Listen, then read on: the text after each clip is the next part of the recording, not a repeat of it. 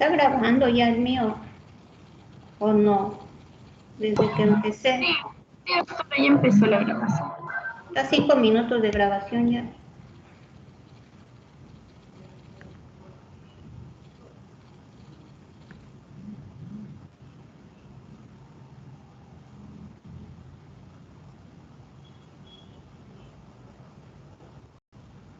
Ya, bueno. Entonces, como les decía, vamos a empezar con la muestra que se utiliza para los urocultivos, ¿no? Cómo se debe realizar en general las tomas de muestra, pues de una forma aséptica, ¿no? Siempre indicando al paciente, ¿no? ¿Qué medidas debe tomar? En general, siempre es el aseo general, los frascos estériles cuando son cultivos. Cuando son muestras directas, no es necesario que sean estériles, pero en caso de cultivos sí. Las rotulaciones van no solo el nombre y la edad del paciente, sino también tiene que ir la hora que se toma la muestra, la metodología, porque hay varias formas de tomar una muestra. Bueno, por ejemplo, en el caso de orina vamos a ver, ¿no? Que la más conocida es la del chorro medio.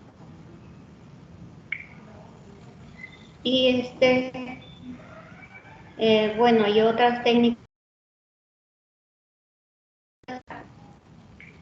que son ciertamente contaminantes. Entonces, todo eso, el probable diagnóstico, si la muestra llegó muy tarde al laboratorio, porque puede haber una proliferación si es que no se refrigera y demora más de 1 hora o 2 horas una muestra de orina en ser procesada, entonces hay una proliferación allá.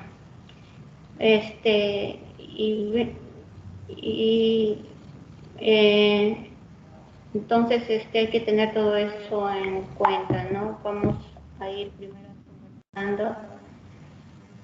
Entonces, ¿qué es la orina en primer lugar? La orina no es un filtrado de la sangre que sirve para eliminar las no sustancias tóxicas, ¿no? Como la creatinina y la urea. Es una ultrafiltración, es la nefrona, ¿no? Las partes de la nefrona. Ustedes, al obtener una muestra, tienen que hacer un estudio macroscópico. O sea, tienen que ver cómo está el color, ¿no? La cantidad, el olor, si hay cierta turbidez.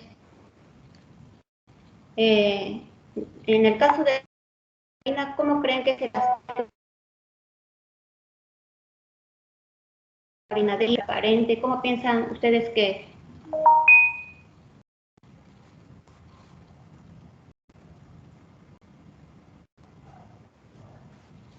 Disculpe, doctora, si lo escuchaba un poquito entrecortado.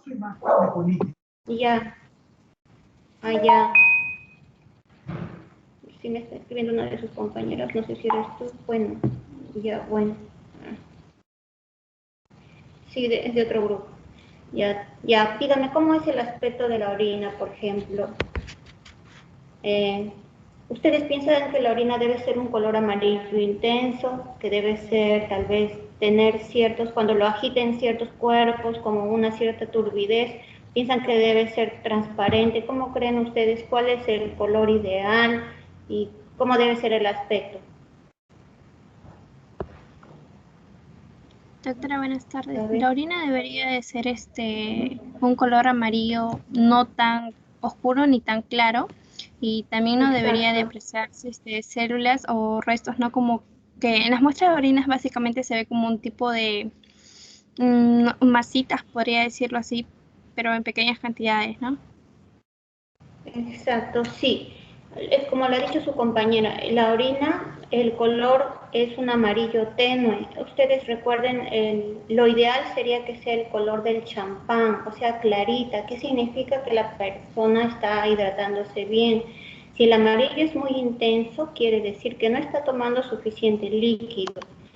Y tiene que ser transparente, así como están visualizando acá en esta imagen, ¿no? O sea, no presentar turbidez, o sea, células, ¿no? Que pueden ser o productos de degradación de la descamación, ¿no?, de los uréteres, o otros cuerpos extraños, a veces incluso se encuentra tricomonas, pero eso ya se visualiza más finamente al microscopio. La orina debe ser transparente y de un color claro, esa es la orina. ¿Cuál es su composición? Bueno, casi todo es agua, 95% es agua, y el resto son minerales. Entre los minerales pues tenemos el sodio, el potasio, el cloro, fosfatos y sulfatos. Solo es un pequeño porcentaje, ¿no? Sales disueltas como cloruros y pigmentos, ¿no? También casi en 1%. El ácido úrico también es 0.05%, es poquísimo, ¿no? Y la urea es un 2,5%. Digamos que es el mayor componente después del agua, la urea. Esa es la composición de la orina. Entonces, como decíamos, no solo es la finalidad de eliminar, ¿no?, sustancias, ¿no?, por el filtrado de la sangre, sino que regula el equilibrio hídrico y electrolítico. Y además, la volemia va a ser regulada también de esta manera, ¿no? Por eso a los pacientes que tienen una crisis hipertensiva les dan, ¿no?, por ejemplo, diuréticos para eliminar, ¿no?, la vía urinaria y así disminuir la presión arterial. Entonces la orina también tiene una función de regular la presión arterial. Y bueno, el control del equilibrio ácido-base, ¿no?, del pH, por el control de los hidrogeniones. Esas son otras funciones de la orina. Ustedes van a solicitar los exámenes de orina en caso sospechen una infección urinaria. Es lo más frecuente, es el examen de orina y cultivo para identificar el germen, ¿no?, de la infección urinaria. Esta infección urinaria puede ser tanto de vías bajas como de vías altas. Un momento, por favor.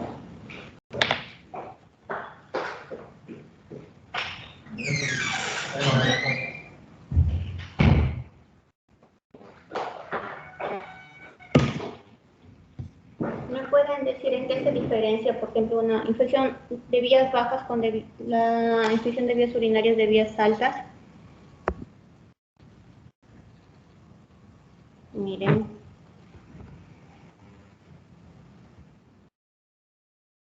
Acá.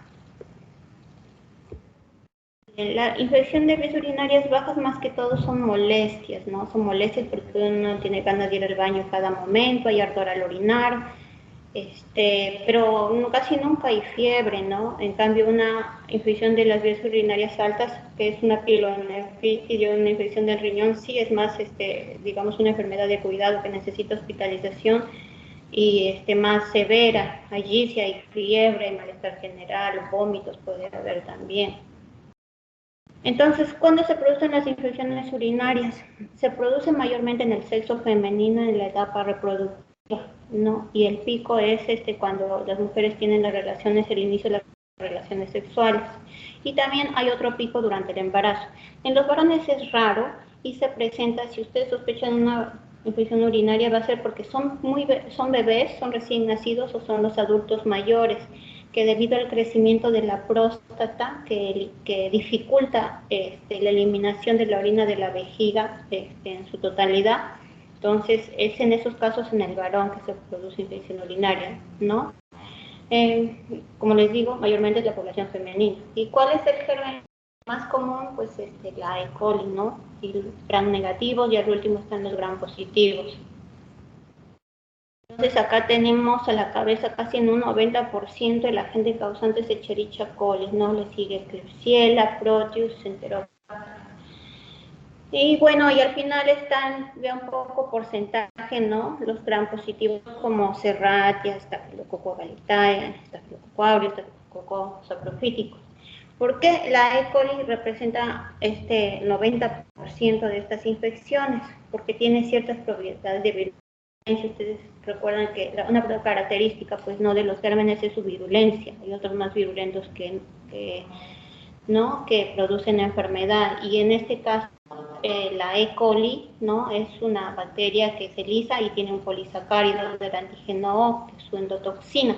Además, como estamos viendo en la grafiquita anterior, hay una motilidad de los uréteres que no permiten que las bacterias asciendan. En cambio, esta E. coli va a interferir con esta motilidad de la uretra. Y además, la E. coli es un potente activador del complemento, tanto de la vía clásica, ¿no? Y activa también la respuesta inflamatoria.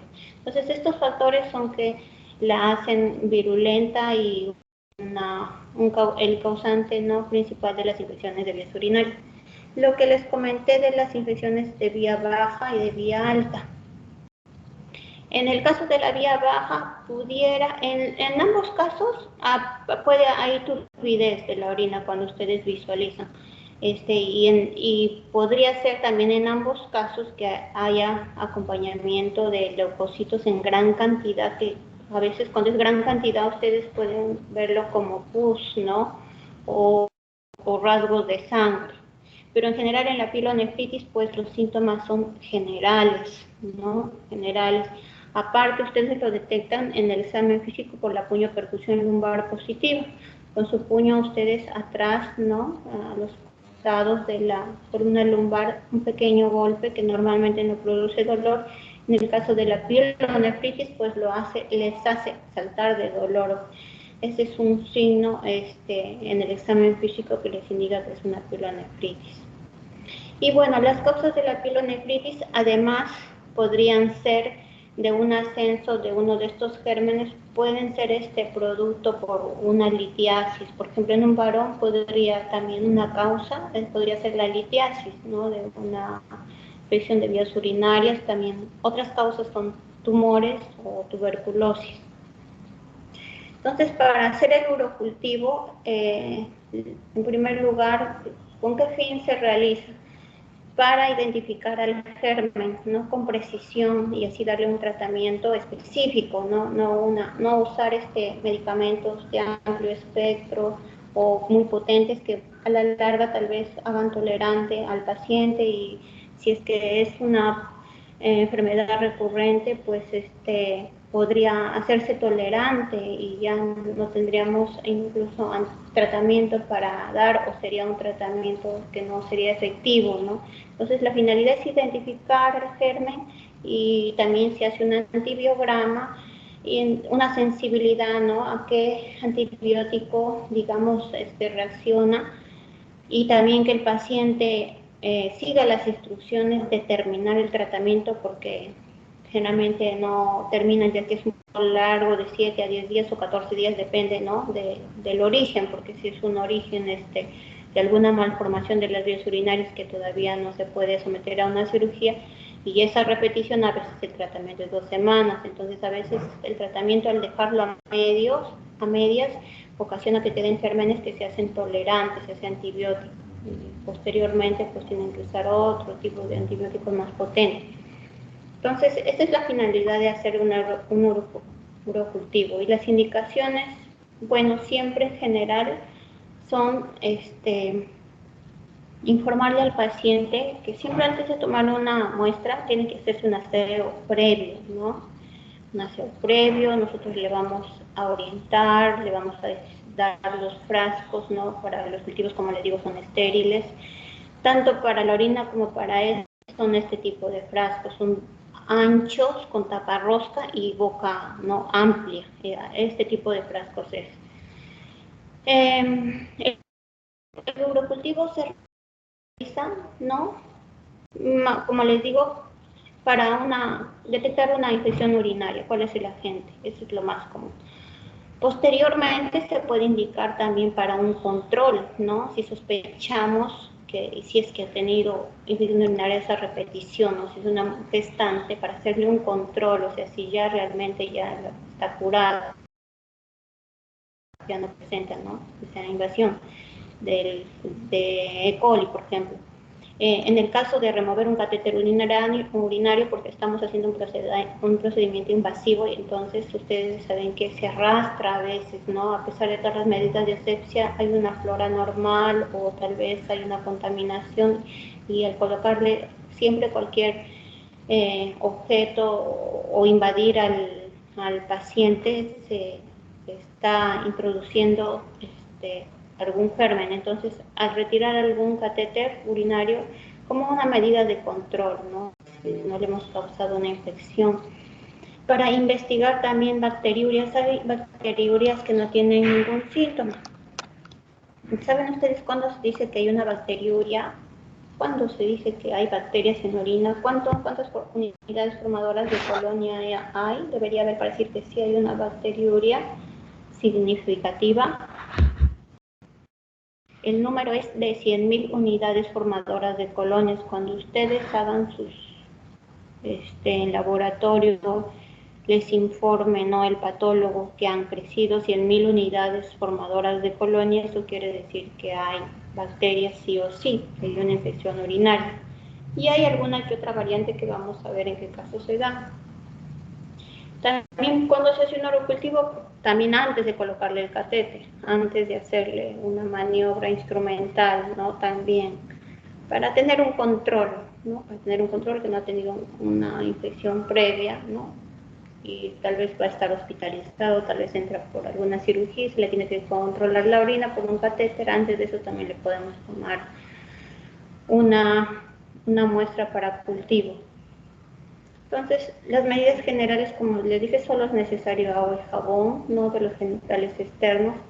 La orina se va a recolectar en un frasco estéril, siempre cuando sean cultivos van a ser frascos estériles. En el caso de las muestras de orina, no se requiere que estén ayunas. El paciente, en lo preferible que sea la primera orina de la mañana para que no esté muy diluida y que la noche anterior no tome en exceso líquidos, al menos 4 horas antes de dormir. O sea, ¿para qué? Para que no esté muy más diluida de lo normal, ¿no? Y durante el transcurso del día, la primera orina ha estado en la vejiga por lo menos 6 a 8 horas, y esa orina es la que queremos, en la que podemos encontrar. Si el paciente ya toma demasiada agua, va a ser más difícil. Y bueno, dejar antibióticos o no tomar antibióticos 3 días antes. Si las molestias son demasiadas y sabemos que E. coli es la causa común, pues un tratamiento común y corriente es el ciprofloxacino. Y si le vamos a dar este medicamento o indicar este medicamento, entonces indicarle que antes que tome su primera tableta de ciprofloxacino, supongamos, ¿no?, la paciente recolecte la orina para no tener un falso negativo, porque si ya están tomando antibióticos, es probable que nos den resultados negativos. Siempre también antes de cualquier toma de muestra, ya sea de orina, de heces, al tomar una muestra de sangre, no debe colocarse nada en la piel, ¿no?, ni en los genitales en este caso. O sea, no colocarse ni talco, ni ungüentas, ni pomadas, también 3 días antes. Y bueno, como les dije, todos los frasquitos bien rotulados, no solo nombres, sino todos los datos, la hora de la toma de muestra, la metodología, ¿no?, el diagnóstico probable, etc. Entonces, hay varias formas de tomar una muestra de orina. En un paciente pediátrico, en un paciente bebé, en un paciente que tiene meses o tiene menos de 2 años. A veces los niños no avisan a qué hora van a orinar, por eso usan pañales.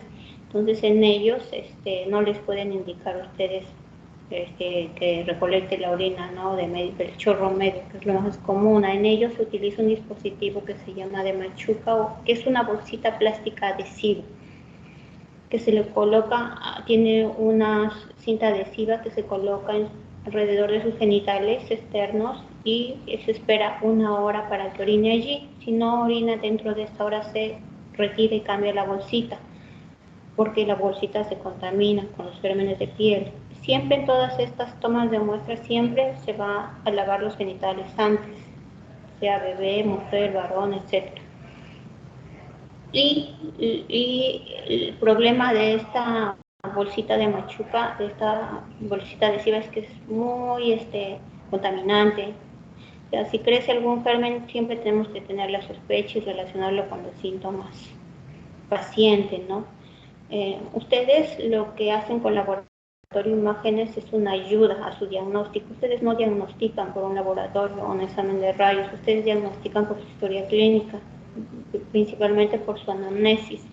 Luego siguen con el examen físico y allí tienen su diagnóstico y hacen su diagnóstico diferenciales.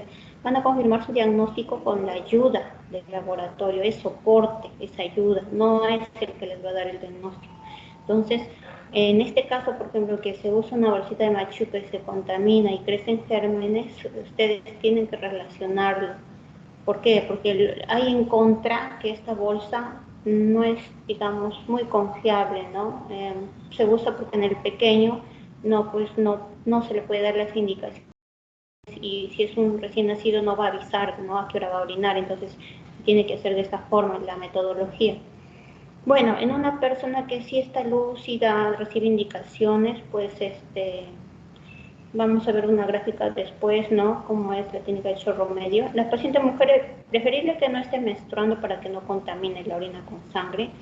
En el paciente con sonda vesical lo va a realizar el personal de salud, la toma de muestra. Y el urocultivo, como les decía, se debe hacer a la hora siguiente. Podría esperar 2 horas la muestra de orina antes de llevarla al laboratorio en época de invierno, pero si no es posible, se guarda a 24 horas a 4 grados centígrados, que es la temperatura de la refrigeradora, no del fridge, sino de abajo. Puede esperar 24 horas, porque se ha visto que durante este tiempo no hay un aumento logarítmico o crecimiento, digamos, no de los microorganismos que van a alterar el resultado. No hay un aumento significativo, entonces puede guardarse 24 horas a esa temperatura. Entonces, esta es la técnica de recolección más común, es la técnica del chorro medio. ¿Qué significa? Que es el paciente se lava los genitales con agua y jabón, elimina el primer chorro en el baño y el segundo lo recolecta en el frasco, ¿no? Y eso es lo que ya se va a llevar al laboratorio. Solo es necesario agua y jabón para el lavado. Entonces hay una gráfica, ¿no? Donde separar los genitales en caso sea una mujer. El hombre, bueno, es más fácil. Una mujer separa los labios, ¿no? Con el dedo índice y el dedo medio. Él está eliminando el primer chorro, él y el segundo lo va a recolectar en el frasco. El frasco, como les digo, tiene que estar rotulado en las paredes, no en la tapa. Y bueno, tiene que ser la primera medición de la mañana. Puede ser una cantidad de 5 a 10 mililitros suficiente. Esta es la bolsita de machuca que les decía. Entonces se retiran estas cintas adhesivas y esto va a ir pegadito a su pielcita alrededor de los genitales. Entonces el bebito va a orinar. No acá le están haciendo orinar porque justo a tiempo, ¿no? Tal vez, ¿no? Dieron cuenta y está orinando en el frasco, que es mucho mejor. Previamente todos están lavados. Dura 1 hora nada más. Lo malo es que da, como les digo, muchos falsos positivos porque se contamina muy rápido. Ahí está cómo se coloca, ¿no? Se saca, ¿no? Este papelito y se adhiere acá los genitales del bebé. Ya, y otra técnica que podría usarse en estos bebés, ya que, como les digo, esa es la desventaja, ¿no? Del dispositivo de machuca, la contaminación, es la punción suprapúbica. Ustedes palpan con 2 dedos sobre la sínfisis del pubis, palpan 2 dedos encima y colocan una aguja. Acá probablemente se hizo la limpieza con yodo povidona. La mejor limpieza de la piel sana es con yodo povidona. ¿Qué es la yodo povidona? Pues es a base de yodo, ¿no? Un aséptico para limpiar la piel, ¿no? Y se coloca un campo estéril alrededor para no contaminar los instrumentos. Se utilizan guantes estériles, todo estéril, material, la jeringa estéril.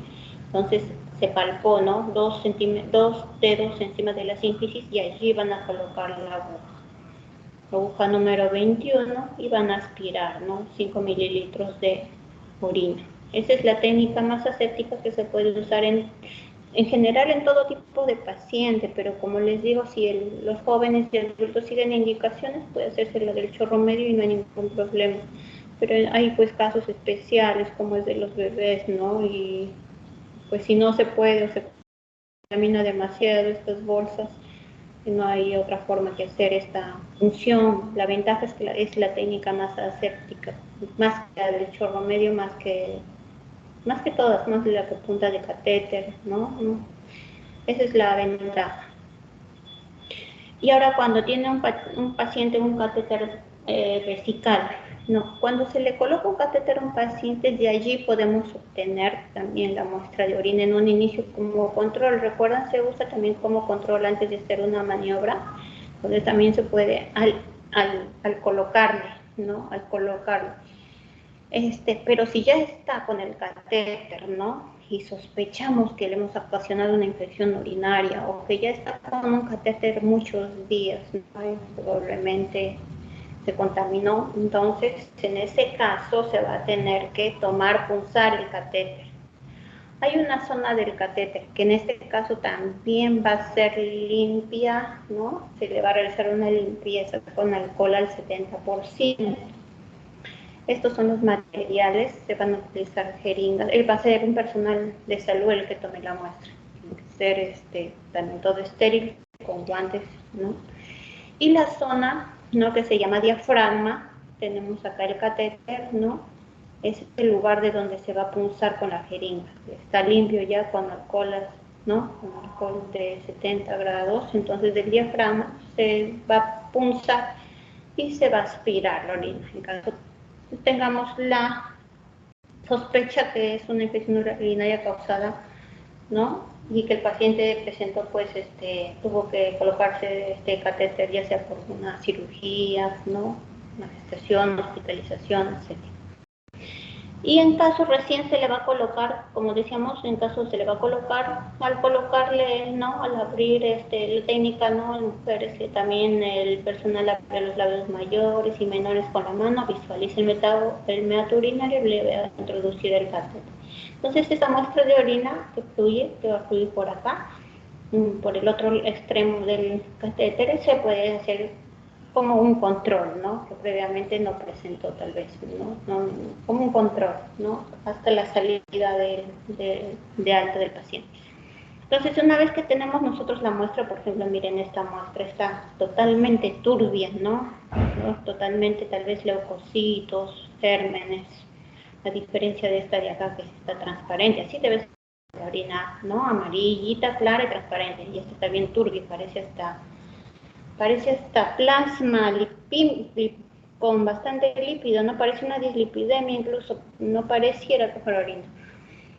Entonces, luego se va a transportar, ¿no?, esta muestra y los datos, aquí están los datos que ustedes deben colocar.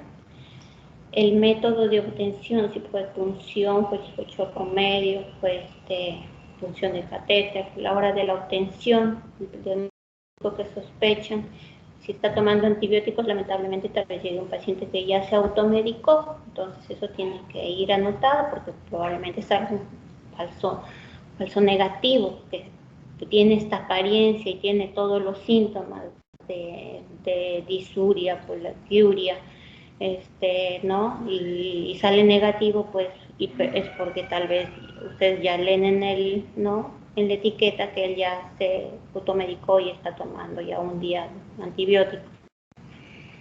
Entonces, podría esperar la muestra hasta 2 horas, pero si no, como les dije, se refrigera 24 horas a 4 grados centígrados.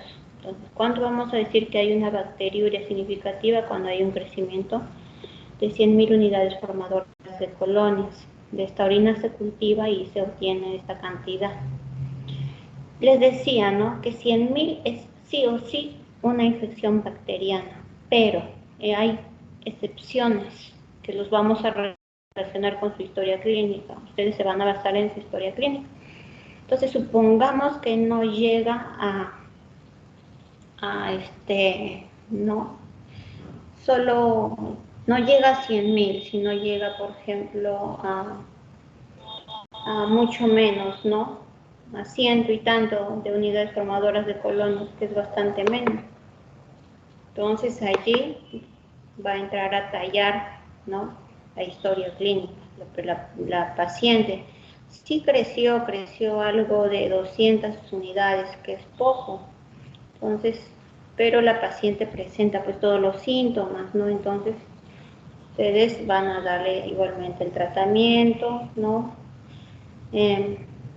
O probablemente también estuvo automedicándose, por eso hubo un crecimiento, ¿no?, no tan bajo de colonias.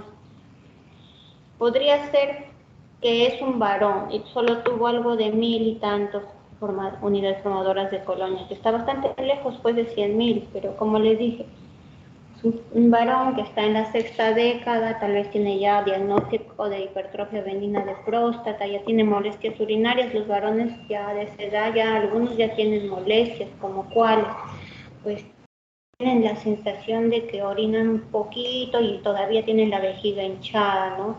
Algunos ya, ya cuando se complican ya tienen los síntomas de una infección, ya incluso cada rato quieren ir al baño, y algunos cuando ya se complica también se pueden presentar fiebre, es delicado, personas adultas, varones adultos ya mayores. Y también un paciente que esté cateterizado, ¿no?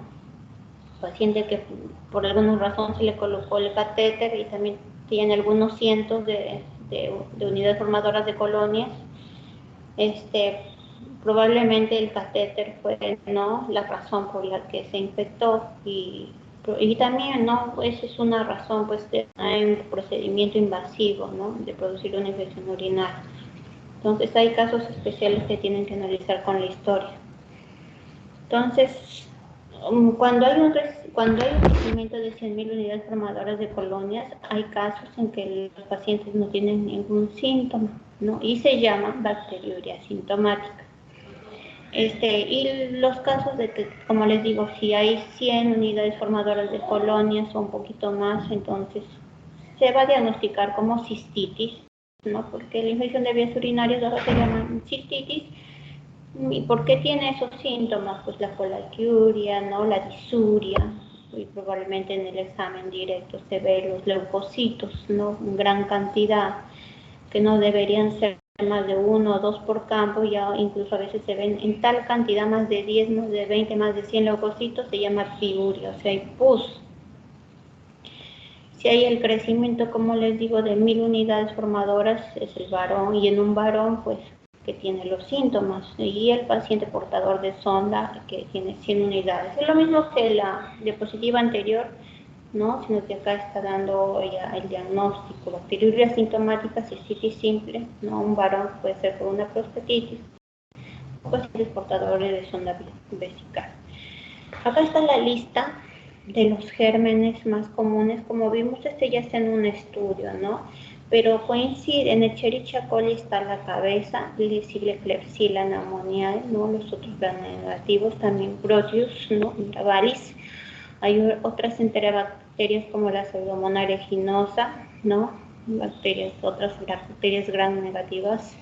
Tenemos aeromonas, y al final tenemos los cocos, ¿no?, entre ellos Staphylococcus aureus, ¿no?, ya menos porcentaje, menos del 5%, menos del 2%, son los cocos, enterococos, Streptococcus pneumoniae, ¿no? Y acá está el crecimiento en los diversos agares, ¿no?, cistina de no, agar chocolate, solo chocolate, ¿no? Y bueno, los casos estudiados fueron pacientes pediátricos de 0 a 15 años. Eso es en cuanto a la toma de muestras para urocultivos. Acá, por ejemplo, tenemos, ¿no?, los criterios que yo les decía que tienen que relacionar con la sintomatología, ¿no?, con la anamnesis que ustedes han llenado y con el examen físico. Entonces ustedes van a relacionar. Si tengo crecimiento, ¿no?, de bacterias, de colonias, y la metodología ahí en mi frasco me indica que fue una punción suprapúbica, entonces yo voy a prácticamente afirmar más del 99%, ya sea cualquier sea el crecimiento, ya creció 100 unidades que no llegan a 100.000, ya sean 100 unidades formadoras de colonias, pero la método de recolección fue punción suprapúbica, yo voy a decir que sí, en más del 99% voy a estar seguro que sí es una infección urinaria, a pesar del poco recuento. Si es por catéter, igualmente yo voy a relacionar, pues, ¿no?, si hay ¿no?, por ejemplo, si tengo un poco crecimiento, catéter es un método invasivo, ¿no?, digamos, no crecieron demasiadas células, pues va a ser improbable, pero sí podría ser, pues, si llegó casi a mis 100.000 unidades, y 95% que puede ser probable. Del chorro medio, también igualmente lo voy a relacionar, ¿no? Si del chorro medio, es lo mismo de la gráfica anterior, si solo tengo pues 1000 unidades, pues y es un varón, ¿no? Sospecho yo que es varón de edad adulta, ya de un adulto mayor con hipertrofia benigna, pues sí podría ser, ¿no? Podría ser que sí, pensar que solo llegó pues a 1000, a 10.000 unidades formadoras de colonias. Y del chorro medio a veces se piden varias muestras, ¿no? A veces en la primera se puede hallar, ¿no? Pero si tengo 3 muestras, ¿no? Y en las cuales crecieron, sí, una gran cantidad ¿no? De las 10.000 unidades, pues, estoy casi seguro que 95% sí, pues, me está confirmando el diagnóstico de infección urinaria. Y bueno, y si ya es mucho menor pues la cantidad, ¿no? Y del sexo femenino y más aún si no presenta ningún síntoma, pues es improbable, ¿no? Probablemente ha sido una contaminación o una mala limpieza de los genitales. Entonces siempre van a relacionar, van a tomar en cuenta esos, ¿no? Esos datos del paciente. En cuanto a las muestras para coprocultivo, ¿no? ¿Ustedes con qué finalidad realizan un cultivo, ¿no? De heces? Para determinar la presencia de qué germen, ¿no? Está ocasionando, ¿no? Una gastroenteritis en el tracto digestivo. En este caso, el método de recolección puede ser en un frasco, ¿no? O se le puede hacer en el consultorio o o si está hospitalizado, la toma de muestra. Al paciente se le puede indicar, si es que estuviera en su casa, ¿no? Y va a acudir a consulta, en el mismo frasco, ¿no? Similar al de heces, ¿no? Que traiga una muestra, que no es necesario que sea más grande que pues una aceituna, una muestra de heces, ¿no? Y de allí ustedes lo pueden traspasar una pequeña cantidad. Ya vienen tubos, algunos tubos vienen con tapa y una pequeña espatulita, ¿no? Que de ahí recogen una pequeña muestrita y la introducen al fondo. Son medios transportadores, estos de acá, ¿no? Que se llevan al laboratorio para cultivar. Y si es que el paciente está en el consultorio o está hospitalizado y necesita pues realizarse un coprocultivo, nosotros le vamos a tomar la muestra. Se usan hisopos largos, ¿no? Y el medio de transporte ya está en el tubo. Es un medio con las condiciones y los nutrientes adecuados para que los gérmenes se mantengan vivos. No se tapan y el resto de hisopos se rompe. Pues, generalmente son hisopos de madera. Entonces, si le vamos a tomar la muestra, le vamos a indicar al paciente, ¿no? ¿Qué es lo que le vamos a hacer para que no se sienta incómodo, ¿no? Todo es aséptico, siempre vamos a lavarnos las manos, usar guantes, y le vamos a indicar, es que el paciente se va a tener que poner en decúbito lateral, ¿no? Vamos a tener que separar los glúteos y vamos a el hisopo introducir por el ano, ¿no? Y en el recto vamos a rotarlo de una forma, ¿no? Dirección al reloj o contrariamente, pero se va a rotar el hisopo. Y posteriormente se le va a colocar en el tubo sin tocar las paredes del tubo de medio de transporte, ¿no? Y se va a trasladar al laboratorio. Se lo tapa y el exceso del hisopo se quiebra, ¿no? Eso se informa al paciente previamente antes de tomarle el examen.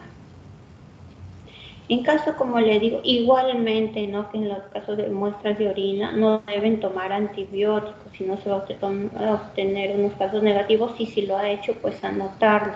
Si es que lo va a hacer en su casa, pues se le indica pues que la muestra de heces lo haga, ¿no? También en un frasco que esté limpio, pero si es para cultivo tiene que estar desinfectado, seco, ¿no? Y bueno, también anotar todos los datos, ¿no? Los mismos, aparte de los nombres, la hora, ¿no? Y la fecha en que se recogió. Acá puede esperar la muestra 4 horas, el doble de lo que es la orina, pero si está en refrigeradora es el mismo tiempo, 24 horas, es para las muestras de heces. En el caso de hemocultivo, ¿Por qué se hacen los hemocultivos? El hemocultivo significa el cultivo de la sangre. Esta toma de muestras se realiza en caso el paciente presente una septicemia, ¿no? Una bacteria de origen desconocido. Entonces nosotros queremos averiguar qué microorganismo es el que está causando, pues, ¿no? esta bacteriemia. Y tiene también cierto protocolo para ser realizado. Es bastante más minucioso y más aséptico que les he narrado, ¿no? De las muestras tanto de orina, ¿no? Que tiene que tener cierto aseo, en este caso más aún. Las muestras se toman generalmente del antebrazo, ¿no? La muestra para hemocultivo puede ser tanto de sangre arterial como sangre venosa, y se va a tomar una cantidad, un porcentaje de lo que es el frasco de hemocultivo. Nosotros tenemos estos frascos que tienen nutrientes, ¿no? Para los gérmenes más comunes. Generalmente hay gérmenes más comunes que producen septicemia. ¿Y cuáles son? Pues son algunos cocos, estafilos, ¿no? Tenemos el estreptococo, o tenemos Lecherichia coli, son los gérmenes más comunes, pero hay también otros, no más, que digamos que no son tan comunes como causantes de bacteriemias, y estos medios van a permitir su crecimiento. Entonces, de acuerdo a la edad del paciente, nosotros tenemos tamaños con ciertos volúmenes. Por ejemplo, tenemos frasquitos que tienen solo 10 mililitros del medio, ¿no? Para cultivo. Tenemos que se utiliza para los recién nacidos, son frasquitos de cultivo neonatales. Tenemos frascos que tienen una cantidad de 20 mililitros, que son los frascos pediátricos, ¿no? Y tenemos los frascos para adultos, que ya son de 50 mililitros. Acá sería, supongamos que este es de 10, de 20 y este es de 50. Entonces tenemos diferentes volúmenes para cada tipo de paciente, ¿no? ¿Y cuánto es la cantidad que se le va a tomar? Pues del antebrazo es más o menos la 10ª parte. Un recién nacido necesitamos tomarle 1 mililitro, ¿no? Que se va a diluir en los 10 mililitros. A un niño 2 mililitros para los 20 mililitros de cultivo. Y a un adulto necesitamos tomarle, sí, una cantidad de 5 mililitros de sangre, ¿no? ¿Qué se va a inyectar? Miren, acá sí, para hacer un hemocultivo es bastante minucioso la asepsia. También se utiliza, pues, yodopovidona, ¿no? De la piel del antebrazo, ¿no? De la vena, cubital. Entonces, ustedes, puede ser también sangre arterial, como les digo. Entonces, se utiliza, todo el material es estéril. Acá tenemos, ¿no? Cómo se realiza todo este procedimiento, ¿no? Incluso a veces se requiere la ayuda de otro asistente, puede ser un enfermero, puede ser un residente u otro médico, para que nos ayude a alcanzar los materiales y de esta manera no toquemos o infectemos el material. Utilizamos una riñonera con, ¿no? El material, las jeringas descartables, guantes estériles, campos, yodopovidona. Entonces lo que vamos a hacer es tomar la cantidad, ¿no? Ya sea neonato, ¿cuánto era? 1 mililitro, pediátrico 2 mililitros o adulto 5 mililitros. También vamos a destapar acá. El frasco tiene una tapa plastiquita que se levanta, la de encima. También vamos a limpiar la superficie. Al destapar esto hay un gel. Vamos a limpiar también con alcohol al 70% antes de introducir la aguja con sangre, ¿no? Igualmente. Y estos frascos se van a llevar a una temperatura, ¿no? Entre 30 y 37 grados. Generalmente hay equipos automatizados, ¿no? Que se colocan, es como una caja y en las paredes se coloca, así como una vinera, se colocan echados, ¿no? Y cada uno tiene una posición y una numeración.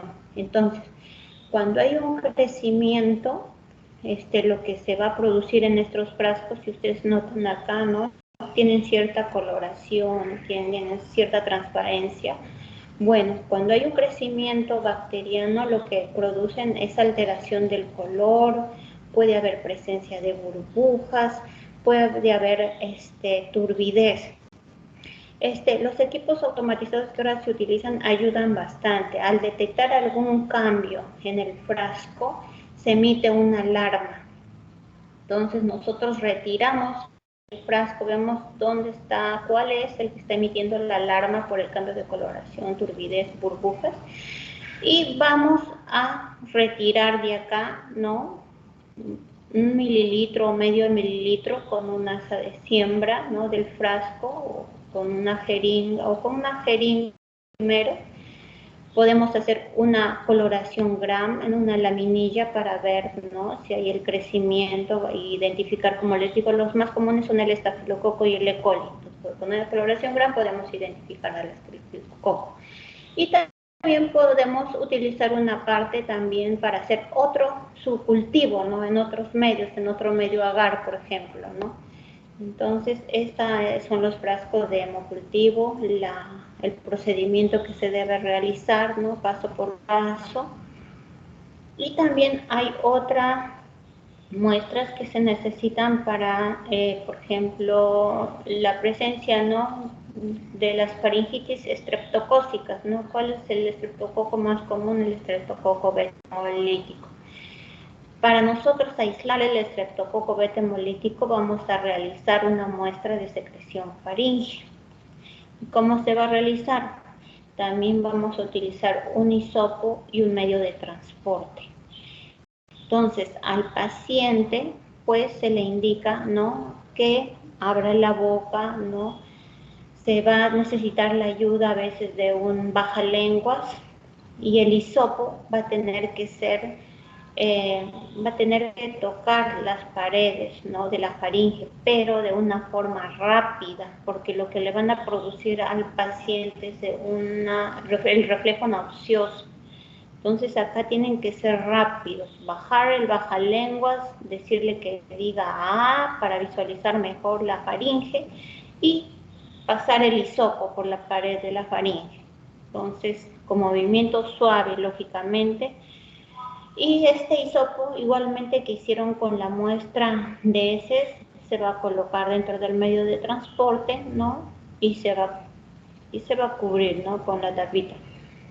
Entonces, esto es lo que se va a llevar al laboratorio y también se va a subcultivar, ¿no? Con la finalidad, generalmente, mayormente, estas faringitis son por estreptococos beta hemolíticos. Tenemos también otra técnica, ¿no? Que es el cultivo para catéter. ¿Qué catéteres son? No es el catéter urinario, hay otros tipos de catéteres que son de alto flujo o de alto lumen, ¿no? Que se utilizan en diversas situaciones. Tenemos catéteres, por ejemplo, que se utilizan en pacientes que reciben quimioterapia, ¿no? O pequeños pacientes, ¿no? Que necesitan un catéter para, digamos, alimentación, ¿no? Intraparenteral. Tenemos catéteres, por ejemplo, para donantes, ¿no? Donantes de médula ósea. Tenemos catéteres que colocan, ¿no?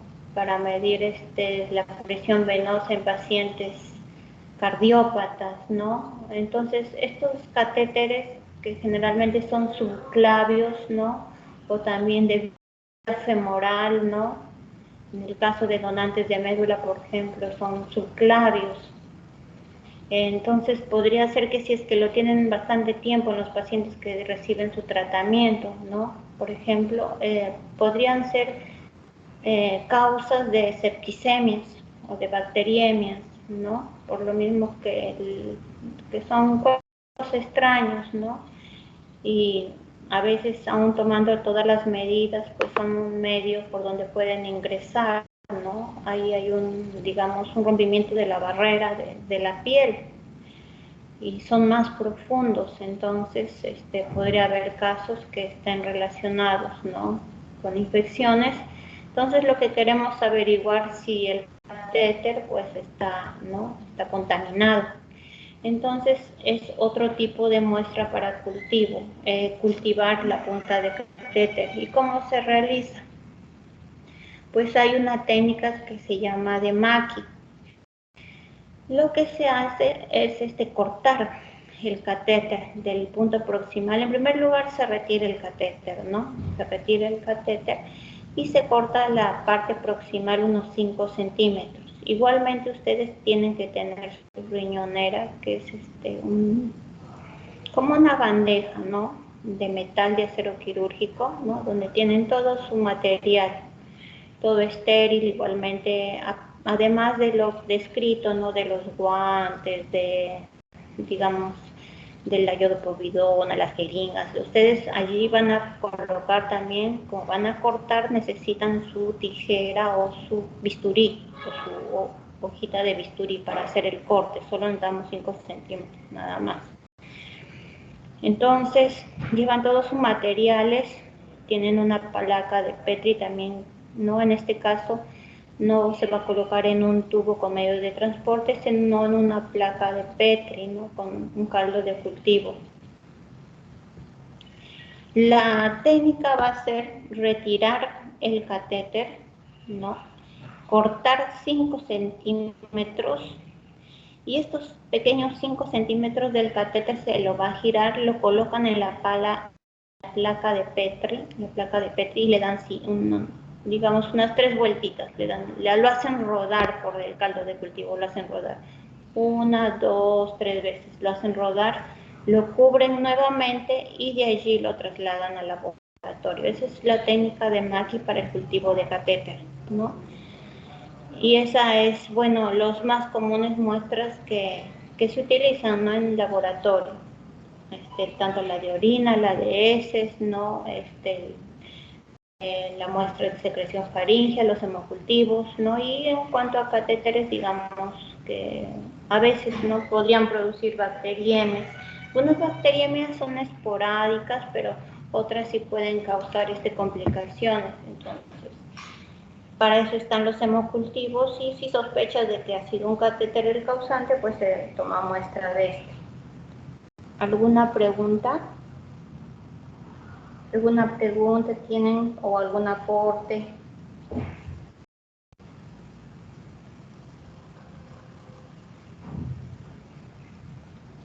Doctora, una consulta. Por ejemplo, si Sí, nosotros tuviéramos una infección de las vías bajas, si ya. solamente hubiera llegado, digamos, a los uréteres y hacemos una punción, Sí. eh, ¿podríamos no tener el resultado que deseamos? O sí llegan las bacterias? O sea, si no es cistitis, ¿no? O Claro. sí llegan las bacterias hasta la vejiga. Sí, la Escherichia coli, como es la más común, sí llega a ascender. O sea, de todas maneras, la orina se va a recolectar en la vejiga. O sea, en la vejiga va a estar la orina, y tú al punzar la orina justo 2 centímetros encima de la sínfisis púbica, sí, pues estás obteniendo, ¿no? Acá está, de la vejiga. Aunque sea solo una cistitis, ¿no?, ese filtrado va a llegar, pues, ¿no? El filtrado se produce en la nefrona. De ahí baja por los uréteres, a la vejiga. Y de la vejiga, ¿no?, la orina pues desciende, pero igualmente, aunque sea solo una cistitis, ¿no?, igual vas a encontrar la orina, ¿no?, contaminada. O sea, digamos que no llegó más arriba de la vejiga, ¿no? Que generalmente cistitis significa infección del labio, ¿no?, en el área, hasta el área de la orina donde se almacena, ¿no?, que es en la vejiga. Sí vas a encontrar, aunque hagas la punción suprapúbica, aunque no sea una pilonefritis. Doctora, ¿y si es cuál es el riesgo de que un bebito, por ejemplo, para hacerle la punción se pueda Sí, infectar el sitio? sí, pues, o sea, Más que todo, no hay riesgo y generalmente estos exámenes se tienen que hacer con una guía ecográfica. Es- Generalmente, casi todo este tipo de exámenes se hace con guía ecográfica. Estas agujas no miden más de 1 centímetro, o sea, digamos, complicaciones no va a haber. Y más que todo es la molestia, el dolor, ¿no? El dolor, es un bebé, pues no, los bebés lloran, les duele, ellos todavía no entienden por qué les están haciendo eso. Los padres son los que sufren también, ¿no? Al ver que alguien le punce a su niño. Lo ideal sería, ¿no? Como han salido tantos dispositivos, ¿no? Hay un dispositivo que emite frío, que es como un plumón grueso, metálico, que cuando tú vas a hacer una punción, no, nosotros no lo usamos, pero sí he visto la publicidad, que cuando tú vas a hacer una punción del antebrazo, que es la punción más común para toma de muestra de sangre, tú lo aplicas en la zona donde vas a hacer la punción y ese frío, digamos, te anestesia, ¿no? Por algún, casi un minuto, ¿no? O un poco más. Entonces, hay la búsqueda de esos dispositivos para usarlo y podría usarse, por ejemplo, en este caso, donde se va a hacer la punción para evitar el dolor. Acá la molestia es el dolor, ¿no? O sea, si habiendo estos dispositivos se utilizan más que todo en niños, ¿no? Para no traumarlos, este, debería usarse, ¿no? Pero no va a haber complicaciones, ¿sabes por qué? Porque todo acá es casi como en una sala operatoria, o sea, acá todas las maniobras son como se hacen en una sala operatoria. Se utiliza incluso el mandil descartable, se utiliza mascarilla, como ves hay campos estériles, todo lo demás es estéril y siempre como en el hemocultivo tiene que haber un asistente que puede ser otro personal de salud o colega. La limpieza con yodo, povidona y luego la cubierta con el campo no ocasiona, no es, bueno, rarísimo. Bueno, no te digo 100% que no ocasiona porque hay excepciones que podría ser, pero si es que ¿no? Se ha hecho una mala técnica, pero complicaciones no hay. Es más la molestia del dolor, de punzar, ¿no? De punzar habiendo estas bolsas de machuca y habiendo pero que son altamente contaminantes, pues no dan un resultado, digamos, confiable. Entonces, no hay de qué temer más que, bueno, contar con este dispositivo que va a anestesiar unos minutos la piel, ¿no? Para que el bebé no esté, pues, no salgan traumados los pequeños, ¿no? Esa es la molestia principal. No produce complicaciones. Y siempre se hacen con guías ecográficas. Acá no está, pero para asegurarse, ¿no? Para asegurarse que no se está punzando en otra zona. Gracias, doctor. Ya de nada. ¿Alguna pregunta más? Doctora, buenas tardes. Doctora, Buenas tardes. Sí, Cada dígame. cuánto tiempo se debe de cambiar la sonda? Ya, un catéter, bueno, lo ideal sería que no pase de más de 2, ¿no? De 48 horas, ¿no? Sería lo ideal. Bueno, las sondas se pueden cambiar, las sondas sí es más fácil cambiar, pero los catéteres sí es muy difícil porque los catéteres, al menos los subclavios, necesitan pues controles radiográficos, ¿no? Bueno, y sí necesitan un cirujano cardiovascular o un nefrólogo, un especialista que lo haga, pues no lo puede hacer cualquiera. En cambio, colocar una sonda sí lo puede hacer cualquier personal entrenado, incluso no siendo médico, que se ha entrenado, ¿no? Solo visualiza el meato, ¿no? En una mujer y pues es sencillo, ¿no? Sí se puede no pasar pues de las 48 horas, ¿no? Y se puede hacer el cambio mucho mejor. Claro, algunos lo tienen toda la hospitalización, ¿no? O también el paciente es quienes también usan sonda cuando ya está muy obstruido el paciente con hipertrofia. Hipertrofia benigna está ya muy obstruido y ya permanece demasiados días y tal vez no hay quien le cambie la sonda, o también tiene temor, o también no tiene cómo comprar la sonda, y también a él mismo también se ocasiona, ¿no?, la infección de vías urinarias. Pero así es, no más, si es posible, 24 horas. A veces entra por intervenciones quirúrgicas nada más, o sea, solo lo hacen para un control de orina, ¿no?, durante la cirugía o durante la sedación, ¿no?, y se retira. Pero en caso ya estén, bueno, más tiempo, pues debería cambiarse así. Como les digo, 24, 48 horas, de nada. ¿Alguna otra pregunta? Doctora, disculpa, buenas Sí, tardes. buenas tardes. Doctora, una consulta. Sí. ¿Después de cuánto tiempo es recomendable o si es recomendable realizar una nueva recolección de muestra en un paciente pediátrico en caso si el paciente ya se recuperó, por ejemplo, en una pielonefritis?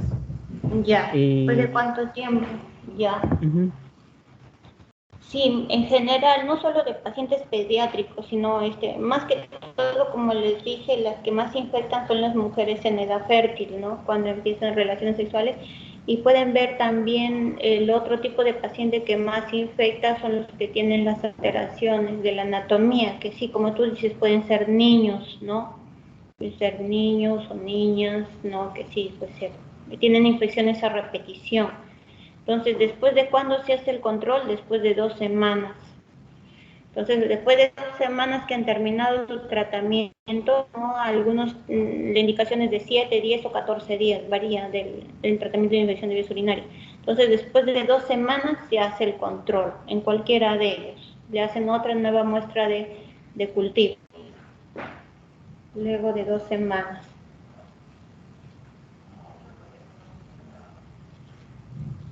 gracias. Ya de Y nada. doctora, Sí, disculpe, y ante un paciente que ya ha tenido una pielonefritis por primera vez, ya. ¿es usual que vuelva a rebrotar o proliferar la bacteria después?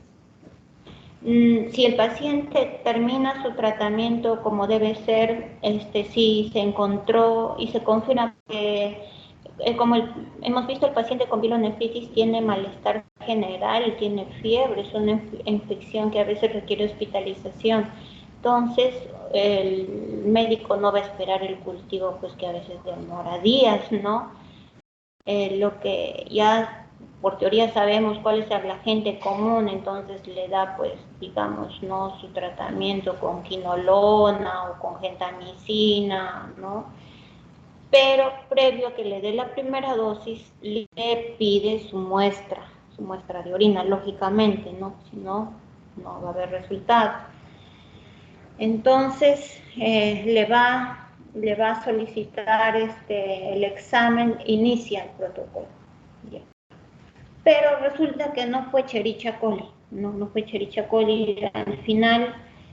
Y entonces, y en el antibiograma va a ver que, por ejemplo, es una Klebsiella, el que le siguen con, es una Klebsiella, o qué más, un Proteus, ¿no? Un Proteus, ya, o por último ya un Cocos, ya lo más raro, del 5% de pacientes que no es Escherichia, justo es un estafilo saprofítico.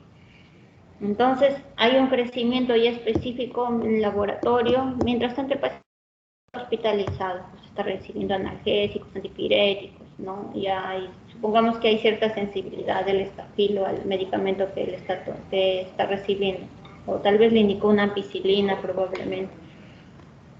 Entonces, ve que es un estafilo, ¿no? Entonces va a cambiar su tratamiento, va a ser más específico. Para eso es el laboratorio, ¿no? Para indicarle el germen, y él va a hacer el tratamiento más dirigido.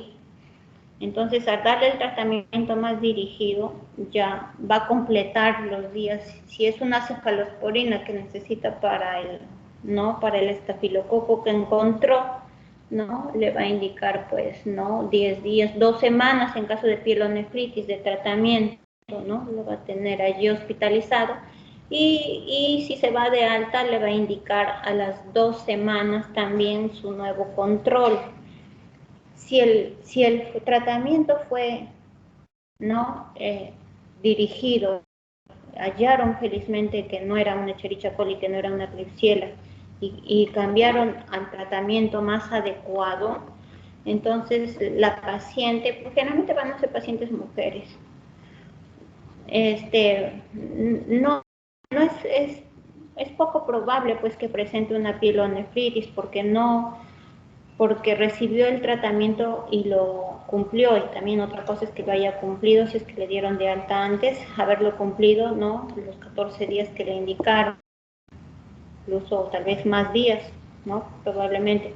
Para eso se hace el control. Si en el posterior control encuentran todavía gérmenes, el médico la va a llamar y le va a indicar pues que necesita todavía seguir tomando antibióticos, ¿no? Que todavía la muestra no salió muy limpia, tal vez hubo un crecimiento de 100 colonias, ¿no? Entonces, si termina el tratamiento como debe ser, ya no va a quedar ningún germen que se haga resistente a ese antibiótico. Entonces, este germen ya no le va a causar nuevamente infección. Pero si es que no termina el tratamiento o por X causa es una paciente con una malformación o es un varón con una hipertrofia que todavía no se opera, ¿no? Porque los varones sí que, adultos mayores que no se operan, sí llegan a tener estas pielonefritis, estas complicaciones. Entonces, tienen ellos con mayor razón que cumplir todo el tratamiento, pero si no lo cumplen y tienen factores asociados al huésped, ¿no? Porque para que haya enfermedad tiene que haber factores tanto de la gente, del huésped y del ambiente. Ya, si prevalecen más que en el resto de la población, pues lamentablemente se van a presentar en ellos la enfermedad más que en otros. Entonces, si hay factores del huésped, ya sea una hipertrofia, ya sea una normalidad anatómica, o sea, un factor ya también del huésped depende, pues porque hay personas que terminan su tratamiento antes de tiempo. Cuando un tratamiento antibiótico es efectivo y la enfermedad produce fiebre, el tratamiento antibiótico hace que la fiebre disminuya luego de 48 horas. Si ustedes están indicando un antibiótico y el paciente a las 48 horas deja de presentar fiebre, quiere decir que sí está siendo efectivo. Entonces, los pacientes algunos, si van a su casa y se sienten bien y dejan de tomar el antibiótico y no lo completan, lo que están haciendo es creando gérmenes resistentes, ¿no? Y posteriormente van a presentar nuevamente.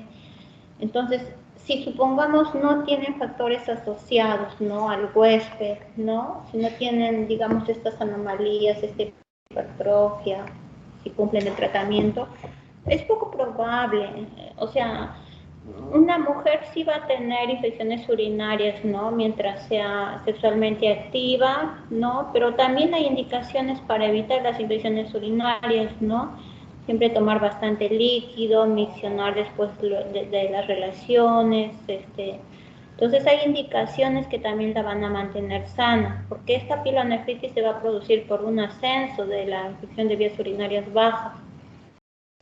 Entonces, bueno, hay casos, pero que ya están asociados, ¿no? A cierto tipo de pacientes, no es en la mayoría. Puede que si un paciente no tiene ningún factor de riesgo, solo lo presente la pielonefritis una vez, pero si sí tiene factores, como les digo, sí podría ser pues, que los presente, ¿no? A repetición. Una gestante también es una paciente que por el mismo crecimiento del feto comprime sus órganos, ¿no? Y por eso es que las gestantes también van cada rato a orinar. Entonces ese es un factor, podría ser también que una gestante, ¿no? Tenga una pielonefritis a repetición, ¿no? Un varón con hipertrofia, ¿no? Entonces ya depende de esas causas, pero si todo se lleva como les indico, con el tratamiento específico, el antibiograma, la sensibilidad al antibiótico, con tratamiento completo. Y si estos pacientes luego son sometidos a correcciones quirúrgicas, pues también es poco probable que lo presenten. Si este paciente con hipertrofia no se le retira la próstata agrandada. Si estos pacientes con malformaciones se les corrige la malformación anatómica, también es ya poco probable que presenten, ¿no?, un episodio nuevo de pielonefritis. Gracias, doctora. Ya de nada. Doctora, Sí. disculpe, una última pregunta. Sí, no se preocupe, todavía hay media hora para preguntas. Doctora, disculpe, ¿cómo se llama? Ante un paciente con cistitis, usted decía que usualmente son asintomáticos, ¿no? Sí. ¿Se podría diferenciar? ¿Se podría? Hay una cistitis asintomática, pero está la cistitis común, que sí es la asintomática, ¿no? ¿Y se podría diferenciar la cistitis o sea, por el color de la orina, el olor más que Sí. todo, porque es olor amoníaco, si no me equivoco? Claro, tiene un color característico, la orina tiene un color característico. Lo vas a diferenciar más por la turbidez. Por la turbidez es lo que vas a diferenciar el aspecto macroscópico, ¿no?, que es lo primero que vas a ver en las muestras, el aspecto macroscópico. Y el color de la orina más que todo te va a decir que el paciente no está ingiriendo líquido, y al no ingerir líquido en una mujer es un riesgo para presentar infecciones urinarias. La mujer más que el varón, ¿por qué? Porque está la cercanía de los genitales, ¿no?, al ano, y ahí pues ahí está la Escherichia coli, pues, y las relaciones, y si no toma líquido es muy fácil que se... Entonces ese es un factor, que no tome el líquido, tú lo vas a ver en la orina amarilla, pero lo vas a detectar con la turbidez más que todo. Y bueno, y el olor, en general la pseudomonas, que también es una causa, pero muy rara, de infección urinaria, pues tiene un olor a manzana. En cualquier infección de pseudomonas, ya sea las escaras, u otro tipo de contaminación, es el olor a manzana, pero el color de orina sí es característico, ¿no? Bueno, eso Gracias. más que todo sí te va a indicar. La turbidez, cuando han visto que eso parece ya grasa, parece un suero lipémico, eso por ejemplo es pus. Ya hay bastantes leucocitos, hay, como les había una diapositiva por acá. Eso lo ven en el microscopio, ustedes agarran lo centrifugan esa orina, el sedimento queda, se bota el sobrenadante, el sedimento va una gotita, una lámina, lo cubren con una laminilla, ven al microscopio y ahí ven por campo. Entonces, supuestamente no tiene que haber ni leucocitos ni hematíes, a lo mucho uno, pero en el caso de esas orinas bien turbias, van a haber una cantidad de leucocitos, llenos de leucocitos. Son piurias ya, son pus, ¿no?, en orina.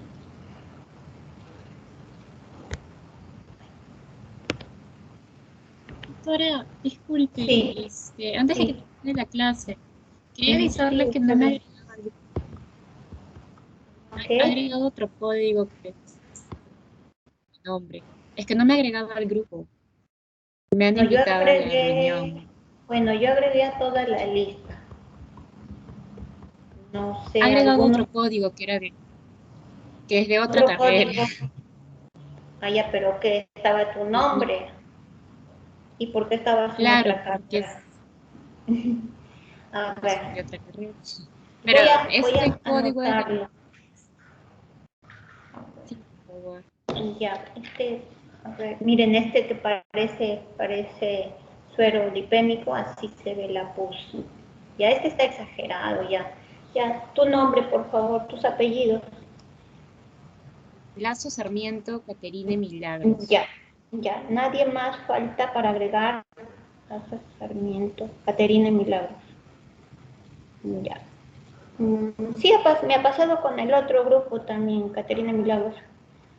Los de punto rojo, ya. Voy a buscarlo y lo voy a agregar nuevamente. Lazo Sarmiento, Caterina. ¿Alguien más que no le haya agregado? Es una base de tu boca y si no está morona. Doctora, lo que pasa es que la compañera tiene dos códigos, por eso de repente no le aparece. Ahorita he Ya. revisado la lista del grupo y no está agregada. ¿Puedes, Lazo, dictarle tu código actual a la doctora para que no haya equivocación a la hora de que ella agregue?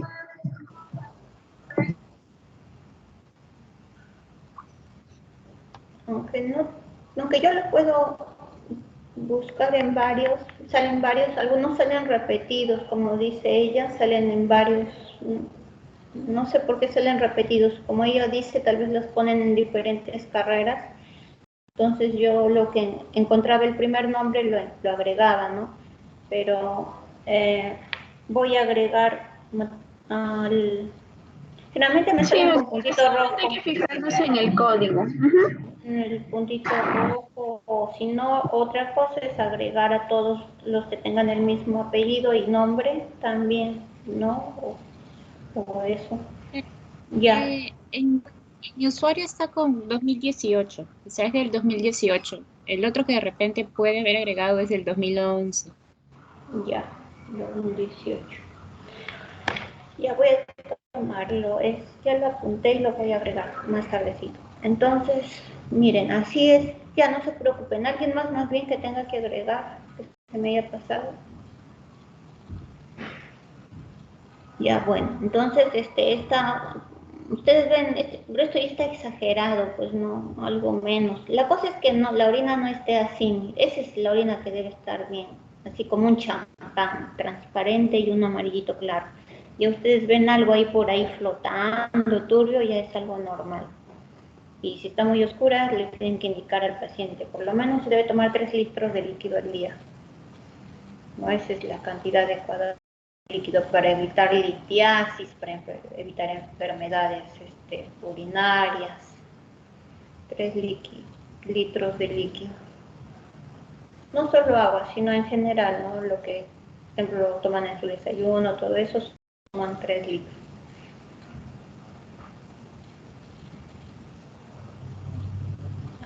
Una pregunta, y estos son, a ver, los leucocitos. Bueno, más o menos así se ven los leucocitos cuando ustedes lo ven al microscopio, no así. Pero no, acá parece que tuvieran un núcleo, no. Lo ven todo acumulado, ¿no? No debería haber uno más en campo. Cuando ya ven más de uno, a veces ven todo el campo lleno, así lleno, lleno, lleno, lleno. Esa es la razón por la que sale así la orina, como pus. Los leucocitos pues son los que son reclutados, ¿no? Para la respuesta contra los agentes extraños, y ellos son los que mueren, forman el pus. ¿Alguna otra pregunta?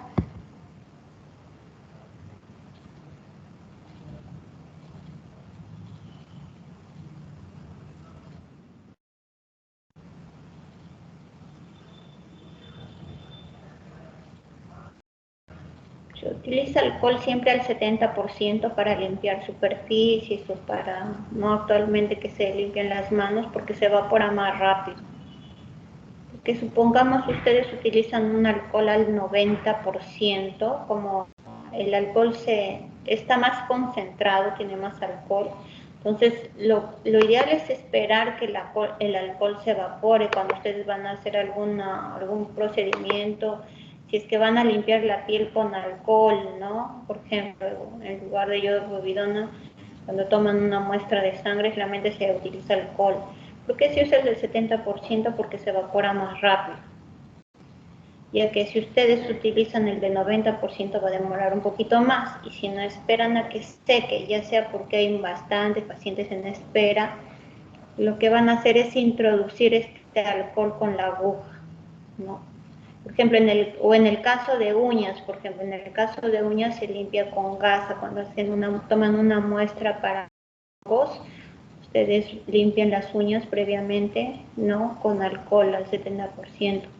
Ahí en la uña lo que tienen que hacer, por ejemplo, es raspar la uña o la piel, ¿no? En caso de una tiña capitis, por ejemplo, ¿no? Raspan con un bisturí, ¿no? Las escamitas. Entonces, si el alcohol no se evaporó, si ustedes no tuvieron tiempo porque están esperando, les están presionando para que tomen al resto de pacientes, si es del 90%, lo que va a hacer es interferir en el crecimiento o alterar, pues ustedes quieren recolectar una muestra para averiguar, para identificar, para aislar un germen. Entonces, al introducirlo con alcohol, van a impedir o van a deformar sus estructuras o van a eliminarlo, entonces no van a encontrar nada. Entonces, por eso siempre en las limpiezas se utilizan alcohol al 70%, para que se evapore más rápido. ¿Alguna otra pregunta?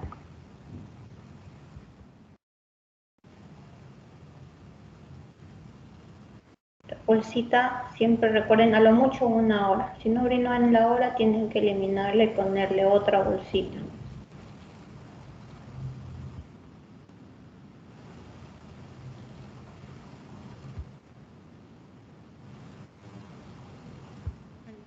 ¿Pregunta más? Generalmente la orina se dice que es 1 hora a 2 horas en algunos casos. Podría decirse 1 hora, puede esperar hasta que llegue al laboratorio en época de verano, ¿no? En invierno podría decirse que espera 2 horas. Y la DS siempre recuerden que es el doble, puede esperar 4 horas. Y si no, se almacena a 24 grados a 4 grados centígrados.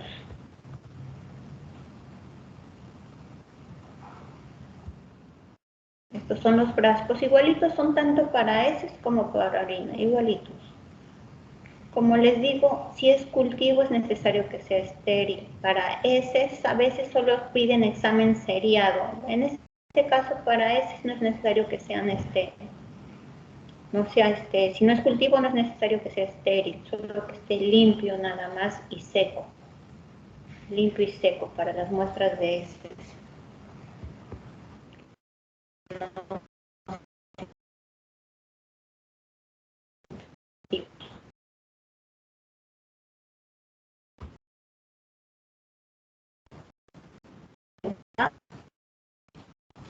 Poli tiene factores físicos no más que otros. Gérmenes y por el causante de ciento de casi siempre la infección urinaria, ¿no? El tratamiento va dirigido. Casi siempre se utiliza ciprofloxacina, antes se utilizaba dimetropin, sulfametocresol o la amoxicilina con ácido fosfórico. Pero lo ideal es siempre hacerle su cultivo para asegurarnos pues, que sea ¿no? Que el tratamiento es específico, porque aparte de este cultivo se hace un antibiograma, o sea, colocan acá pequeñas muestras con antibióticos alrededor y acá colocan al germen en el centro. Entonces acá colocan amoxicilina, colocan gentamicina, colocan fluoxacino y ven, ¿no? ¿Cuál es el que, digamos, ven cuál es el que impide más el crecimiento de la bacteria? Entonces, el que más impide el crecimiento, el que más lo retrae, quiere decir que es el más efectivo, para el que más sensible es. Entonces, se debe utilizar preferiblemente antibiótico, ¿no? Si es de bajo espectro, mejor, porque así evitamos que, ¿no? Que las bacterias también, ¿no? Sean, por ejemplo, adquieran enzimas contra beta-lactamasas, etcétera, o sean más resistentes, ¿no? A los antibióticos muy potentes. ¿Alguna otra pregunta?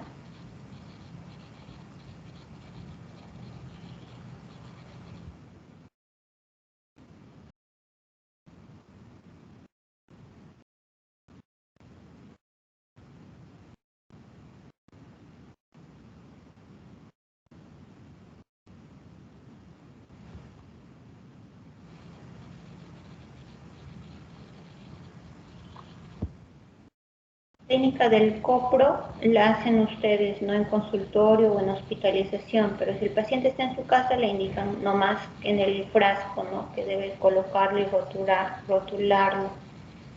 y llevarlo pues a tiempo.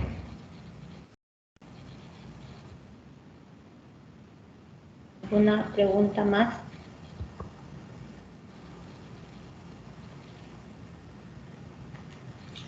Otra vamos a hacer micosis, parasitosis y reacción inflamatoria.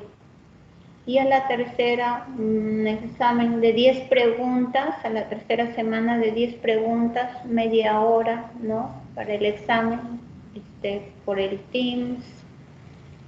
Y bueno, el que va terminando ya puede ir saliendo del examen. Eso todavía la tercera, estamos en la primera semana.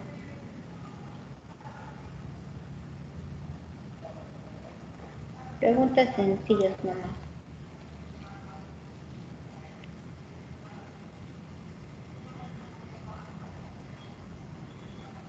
¿Alguna pregunta más? ¿O de su examen, algo? Sobre el Sí. examen, Sí. todos lo que se da en clase, ¿no, doctora? Sobre las clases, ¿no? Sí, sobre la práctica, sí, solo sobre la práctica. Ya, Sobre está bien, esta doctora. práctica, sí, y la que viene. La que viene sí es un poquito más larga porque son 3 temas. Es el cómo se toman las muestras para hongos, para parásitos y lo que es reacción inflamatoria, que es el más cortito. Ya, está bien, doctora. Gracias.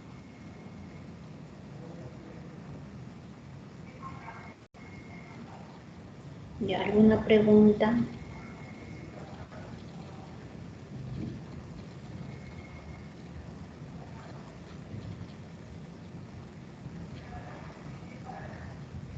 Bueno.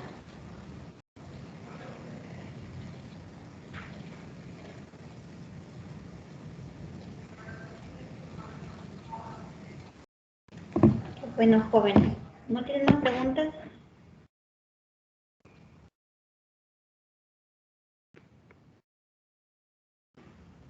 Parece que ya no hay más preguntas, doctora. Parece que no. Ya. Bueno, entonces nos vemos la otra semana a la misma hora, a las 2 de la tarde. Y bueno, que pasen una buena tarde, descansen fin de semana, ojalá, o si tienen que estudiar, que lo hagan a tiempo. Ya, nos vemos hasta la otra semana. Muchas gracias. Gracias. Hasta la próxima. Gracias también. Hasta luego, doctora. Gracias. Hasta luego.